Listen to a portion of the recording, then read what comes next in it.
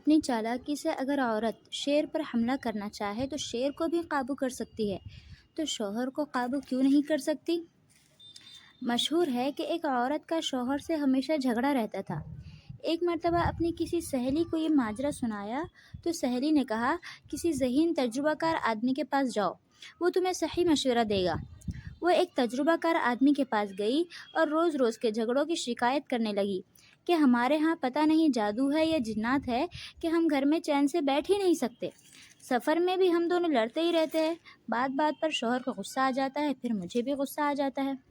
اس شخص نے کہا، تمہارا علاج بہت آسان ہے، لیکن ایک شرط یہ ہے کہ تم شیر کی گدی سے 3 بال لے آؤ۔ عورت وہاں سے گئی اور سوچتی رہی کہ کیا ترکیب کی جائے جس سے شیر کے 3 بال مل جائے۔ چڑیا گھر میں شیر پنجرے میں بند تھا، وہاں جاتی دور کھڑے کھڑے دیکھتی رہتی، ہمت نہ ہوتی۔ پھر ایک دن گوشت لے کر گئی، پنجرے میں گوشت پھینکا، شیر نے کھا لیا۔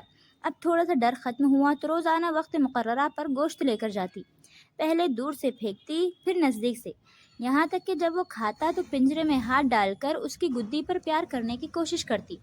جب شیر کافی مانوس ہو گیا تو گدی پر ہاتھ پھیرتے ہوئے 3 بال زور سے کھینچ لیے اور اس شخص کے پاس لے آئی۔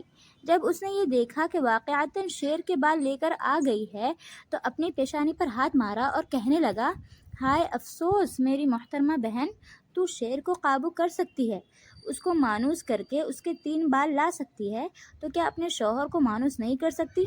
کسی بھی تدبیر کے ذریعے اس کو راضی نہیں کر سکتی؟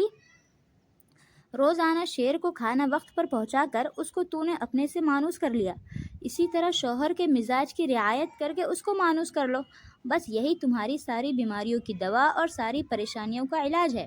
تمہارا شوہر شیر سے تو زیادہ سخت نہیں ہے، پھر کیا وجہ ہے کہ تم اس کو قابو نہ کر سکی؟ اس عورت نے خوش ہو کر اپنی غلطی کا اعتراف کیا اور آئندہ شوہر کے ساتھ اچھے سلوک کا وعدہ کر کے چلی گئی۔